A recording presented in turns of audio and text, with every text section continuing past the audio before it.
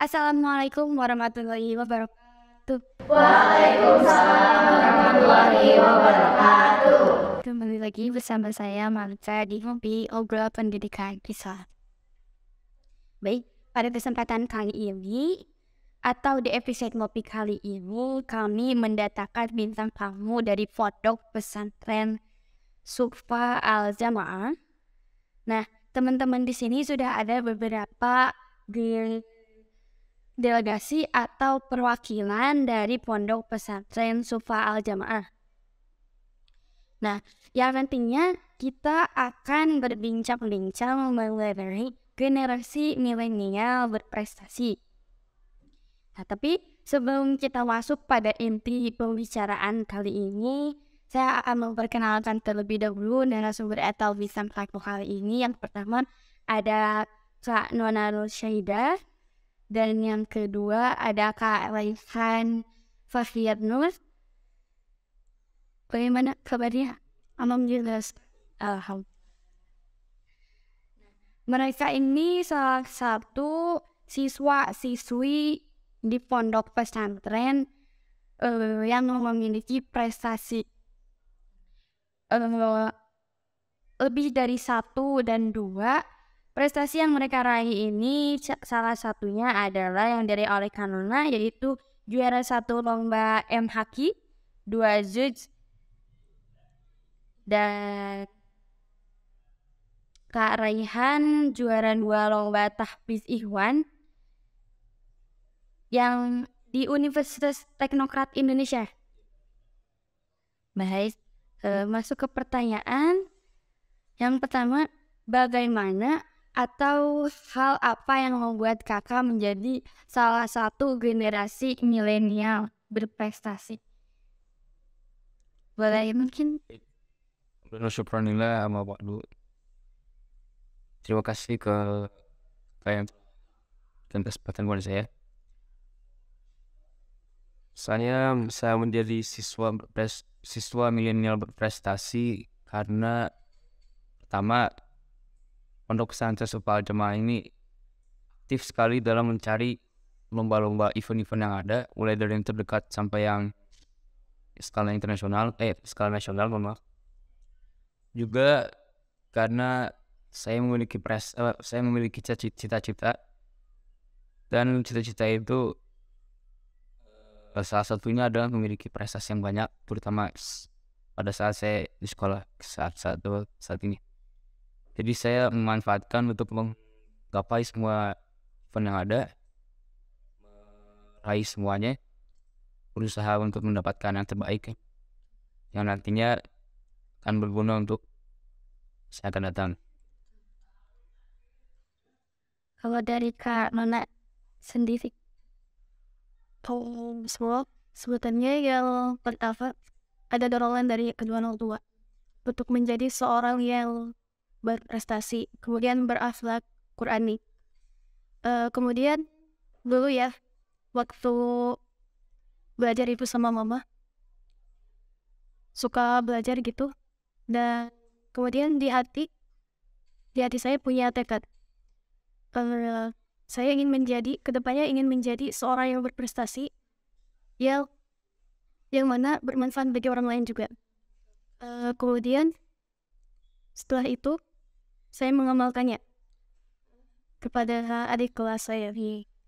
Dan ketika sudah bertekad, satu hal yang paling penting, yaitu contohnya dalam firman Allah Quran surah Al-Baqarah ayat 146 yang berbunyi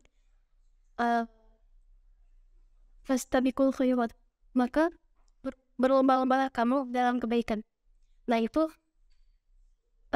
jadi sebuah pengalaman bagi kita untuk menjadi seorang yang berprestasi. Berarti dari Kanona sendiri yang pertama mungkin dari hati terlebih dahulu ya, bertekad dan berprestasinya dari hati, lain sih bertawakal, terus ada dukungan juga dari orang tua, jalan ke pondok pesantren selanjutnya. Yes. Kalau boleh tahu apa sih atau bagaimana cara metode pembelajaran Raihan dan Kak Nona Mungkin boleh dikasih tahu. Metode pembelajaran sendiri kalau untuk yang Al-Quran terutama saya mulai dari menghafal. Pertama itu Al-Quran juga dikuasai hafal dulu Al-Quran. Menggunakan hafalnya itu per hari dengan hafal minimal 1 halaman buka itu. Dihafal, diulangi, baca 1 kali, 2 kali, 3 kali. Kemudian biar kita lebih tahu juga makna ayat tersebut, kita baca artinya, kita pahami artinya. Kemudian mulai dihafal per baris, pada Quran itu ada per baris. Dihafal per baris, diulang 5 kali minimalnya. Saat sudah 1 halaman dapat story. Nanti kalau masih ada waktu lagi, hafal lagi 1 halaman lagi, story lagi, ya gitu terus. Terus kalau untuk materi pembelajaran yang lainnya yang umum terutama atau agak, saya kalau belajarnya tadi siang misalnya untuk siang belajar materinya, nanti saya itu dibaca lagi malamnya sebelum tidur biasanya. Waktu kosong sebelum tidur itu saya pakai buat baca pelajaran materi yang tadi pagi atau sebelumnya harinya itu diberikan, dibaca lagi, diulangi lagi sebelum tidur di murojaah. Jadi belajar itu tidak hanya di waktu saat kita belajar. Jadi misalkan ada waktu istirahat, kita dipakai buat murojaah atau menghafal. Sebenarnya kalau misalnya metode menghafal Al-Quran itu sebenarnya ada banyak. Tapi kalau saya mengambil metode seperti Karaihan tadi, berarti sama metodenya buat kode. Terus kan kalau misalnya menghafal, dalam hadis kan dikatakan kalau misalnya Al-Quran itu emang benar cepat hilang ya. Sama seperti unta yang diikat gitu. Jadi maka diwajibkan buat kita buat menghafal dan memperoleh Al-Quran, menghafal seperti itu. Baik, itu kan kan di sela-sela pembelajaran itu pasti banyak banget belajarnya pasti, apalagi ini pondok pesantren pasti pelajarannya agama yang lain juga ada gitu kan. Nah di sela-sela kayak gitu kadang ngerasa kayak males gak sih, kayak males banget ngapal gitu, soalnya kan capek juga, banyak juga lihat itu pasti ada. Kalau di males itu suka ingat gitu orang yang di luar sana bagaimana mereka belajar. Contohnya di negeri Palestina, mereka sering dijajah, mereka lagi menghafal Quran dijajah gitu. Jadi kita harus senantiasa bersyukur, yaitu yang membuat bisa saya membangkitkan semangat kembali. Ada di Karaihan? Iya, sama pastinya ada lah ya waktu di antara 3 waktu itu pas udah malas kita pengen terus ada istirahat atau tidur atau lain gitu. Nah kembali lagi kalau saya pengen itu ingat lagi orang tua udah saya asli sekarang di pondokin jauh ke Tasik sih, dicariin pondok yang kebetulan cocok di Tasik. Itu kalau misalnya terutama lagi pulang kan sekarang udah SMA ya, udah masa terakhir kan sekolah itu. Udah pikir lagi gitu masa mau malas-malas, terus terutama banyak target dan cita-cita yang harus dicapai. Kalau sekarang yang malas nanti gimana cita-cita tercapai? Udah maju jauh gitu. Udah maju jauh. Sudah usia saya juga kan ya. Jadinya makanya udah jauh lagi saya ingat sama itu. Nah untuk tadi kan saya ada target gitu ya.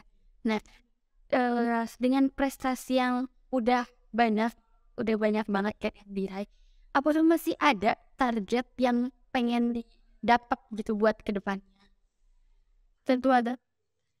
Selain target buat berprestasi juga ada misalkan prestasinya yang tadinya dari nasional jadi internasional, jadi lebih makin meningkat. Dan selain target berprestasi juga ada misalkan target misalkan tahun ini hafal 30 juz gitu contoh, dan itu bisa dimaksimalin kalau misalnya kita udah bertekad yang tadi saya katakan, bertawakal kepada Allah seperti itu. Ada di kalian. Kalau target tentunya masih banyak ya, Kalau masalah yang prestasi yang kayak itu yang dari tingkat nasional ataupun yang lainnya, sebenarnya itu hanya kalau kata ayah saya bilang prestasi yang dapat kayak gitu tuh yang dapat piagam, dapat piala, sertifikat itu sebenarnya cuman untuk tolak ukur diri gitu gitu. Ikut lomba kayak gitu tolak ukur diri kita sudah kemampuan kita sudah sampai mana gitu ya. Sebenarnya kalau target sendiri yang Asmil itu bukan prestasi itu semua. Ada kayak misalnya contoh kecilnya hafalan tahun ini harus selesai sekian juz, 10 juz atau berapa juz. Terus kalau target jangka panjangnya atau target yang selanjutnya yang agak aktif, misalnya pengen ngambil kuliah di mana gitu, kuliah di mana. Masih banyak lagi sih target. Mulai dari yang kecil sampai jangka panjang. Soalnya emang kita dulu disuruh sama Ustaz Hasan buat nulis cita-cita kita ya. Iya, nanti itu mesti dari pertama kali masuk pondok pesantren itu udah langsung ditanya gitu. Maunya kemana artinya? Iya. Kuliah aja ini baru kelas 10 tapi udah ditanya gitu kuliahnya kayaknya. Terus setasan itu alhamdulillah kami juga bersyukur dia mencarikan beasiswa untuk kita masuk ke kuliah yang kita inginkan. Berarti setelah ini mungkin masih banyak banget ya prestasi-prestasi yang pengen diraih gitu ya. Mulai dari sekarang SMA terakhir terus nanti di perkuliahan juga gitu kan. Kalau misalkan nanti di perkuliahan mau ambil jurusannya paling jadi guru, ada yang lain juga beda-beda juga. Contohnya cita-cita saya pengen jadi seorang dokter. Tapi di bidang tafsir. Apa sih yang mustahil buat Allah gitu? Pasti terkabul insya Allah. Apapun profesinya tetap ya. Baik, kau boleh tahu nih tips dari kakak-kakak apa sih yang bisa memotivasi generasi-generasi milenial ini menjadi generasi milenial berprestasi gitu.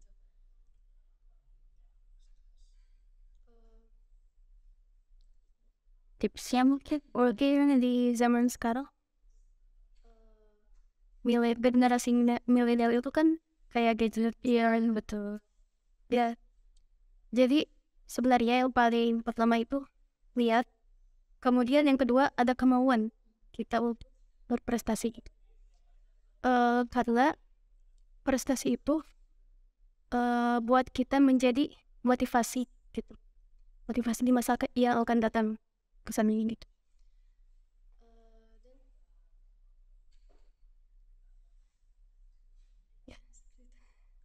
Intinya Kalau dari saya kalau lebih sama kayak Luna gitu. Mulai dari niatkan dalam prestasi. Kedua tekad yang kuat. Tiga dorongan dari orang-orang di sekitar kita, mulai dari teman-teman, orang tua ataupun guru-guru kita. Nah, selanjutnya adalah kerja keras dan kerja cerdas, dan jangan lupa dibarengi dengan tawakal. tuh itu sih usahanya juga ya, berdoanya juga Allah, usahanya juga.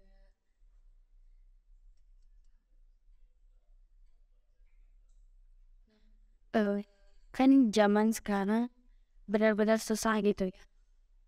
Buat belajar aja kadang susah, apalagi kadang masih ada yang malas-malasan gitu buat hafal Al-Quran itu susah banget, kayak aduh nanti aja deh, nanti aja gitu.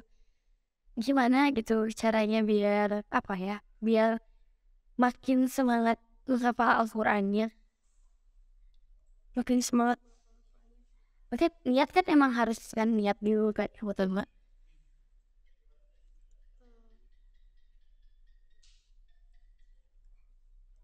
Kalau males ngapal, nah itu biasanya kita bisa semangat ngapal Quran itu kalau kita udah tahu apa yang akan didapat kalau kita udah hafal Quran. Contohnya mulai dari ada yang bilang hadis apa itu ya, kalau hafal Quran katanya bisa memberikan mahkota dan buah yang cahaya di surga hati. Nah, siapa yang nggak mau kayak gitu kan, pasti mau orang tua kayak. Yang terus yang selanjutnya hafal 30 juz. Ada yang pernah mengatakan juga segala sesuatu pasti akan dimudahkan dengan Al-Quran. Tapi kalau misalkan ya, kan banyak banget orang-orang yang mau belajar Al-Quran tapi karena diiming-iming gitu, karena kamu bisa dapetin ini misalkan, asal kamu bisa ketawa 1 juz misalkan. Nah itu sebenarnya boleh gak sih kayak gitu, atau boleh-boleh aja biar semangat gitu? Kalau buat anak kecil ya boleh sih seperti ya, cuman mungkin ya biar semangat juga, biar dia jadi bisa gitu menjadi seorang hafal Al-Quran. Dan kalau misalnya kita udah gede, kita nanti lihat aja, kita lihat karena Allah atau karena buat jajan, seperti itu sedih. Sama sih, saya juga waktu kecil main diiming-iming. Kayak gitu. Pastinya sih ya, pas kecil diiming-iming, nanti pas ya tahun berjalan, pada saat kita udah lumayan dewasa, pasti kita juga berpikir lah eksistensi kita menghafal Quran itu apa. Jadi selama kayak gitu tuh bisa disikirkan gitu, udah punya niat sedikit gitu. Berarti tanda kutip boleh ya untuk yang masih kecil gitu, anak-anak kayak gitu. Buat awal-awal. Berarti tapi nantinya mungkin seiring berjalannya waktu mereka juga pasti kayak gak boleh gini terus, pasti ya kan berubah niat juga.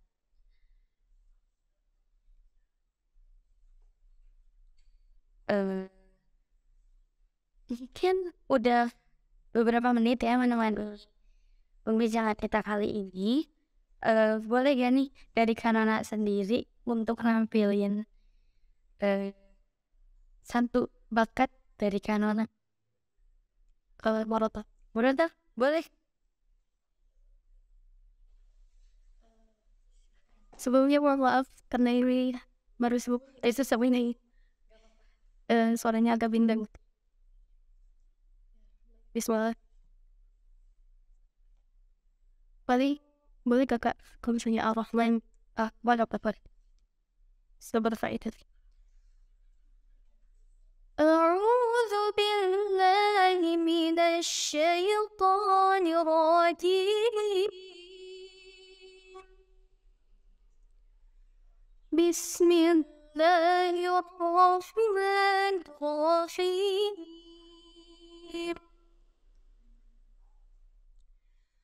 الرحمن علم القرآن خلق الإنسان علمه البيان الشمس والقمر بحسبان والنجم والشجر يسجدان والسماء رفعها ووضع الميزان ألا تطغوا في الميزان وأقيموا الوزن بالقسط ولا تخسروا الميزان والأرض وضعها للأنعام فيها فاكهة والنخل ذات الأكمام والحب ذو العصف والريحان فبأي آلاء ربكما تكذبان صدق الله العظيم. Allah bersyukur. Itu sangat guys. Insyaallah. Itu agak sakit aja suaranya banget gitu. Per live dulu sempat lawan ada lomba di acara polisi itu di tingkat kota. Itu juga semua lagi kayak gini. Itu udah lah gimana ya, melihat orang lain pada levarin gitu fokus lagi di tempat perlombaan itu, tapi saya kayak gini gimana ya, lagi pusing juga itu tuh sebenarnya. Udah pasti tetap tapi yang saya misalkan itu berdoa kepada Allah bertawakal. Tapi besar saya alhamdulillah juara 1 alhamdulillah. Dan dikasih itu hari ya pemerintahan oleh wali kota langsung, masya Allah. So like pengalaman kayak gini juga kan itu padahal wadahnya masih pada sakit ya, tapi ya tetap gitu. Dan alhamdulillahnya juara 1 dan langsung diapresiasi langsung sama wali kotanya. Ini masih contoh salah satu apresiasinya ya. Saya yang mungkin boleh dari Karaihan lanjutin sobat MKit boleh Ring sama kayak boleh.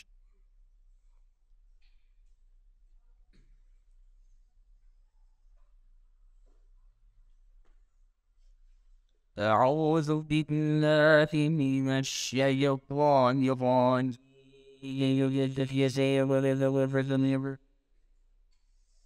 بسم الله الرحمن الرحيم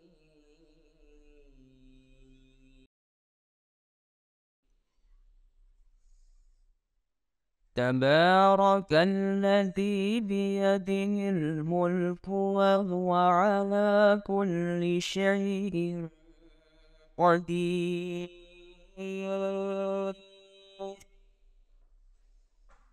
الذي خلق 7 سماوات طباقا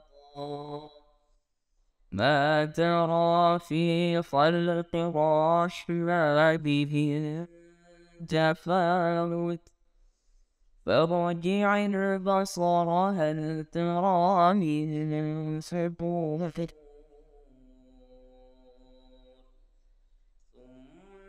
ثم ارجع البصر كرتين ينقلب إليك البصر خاسئا ينقلب إليك البصر خاسئا وهو حسير ولقد زينا السماء الدنيا بمصابيح وجعلناها رجوما للشياطين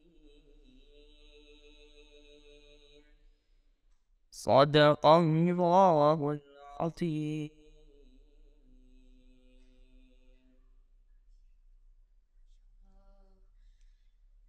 Ini hasil dari lagi ya teman-teman, benar-benar kagum gitu ya sama kalian yang di umur yang masih segini.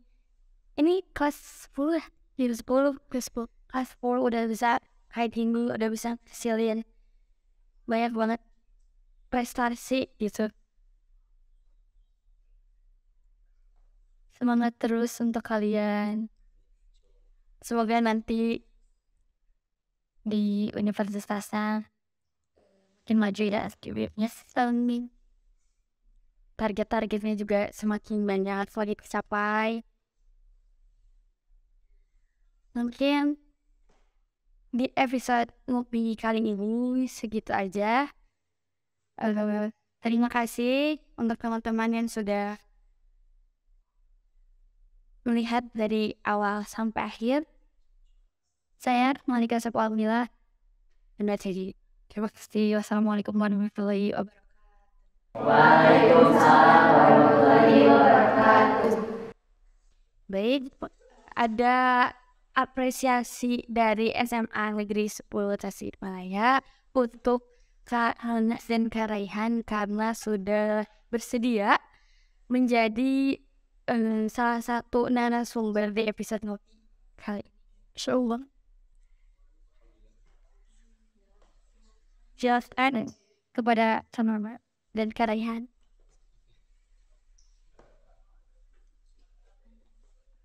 Belum, Mas Rizky dulu.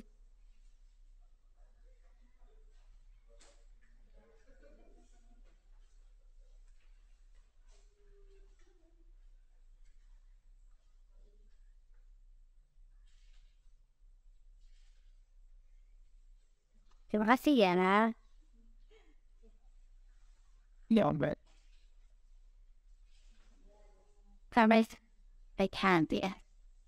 I'm right to it.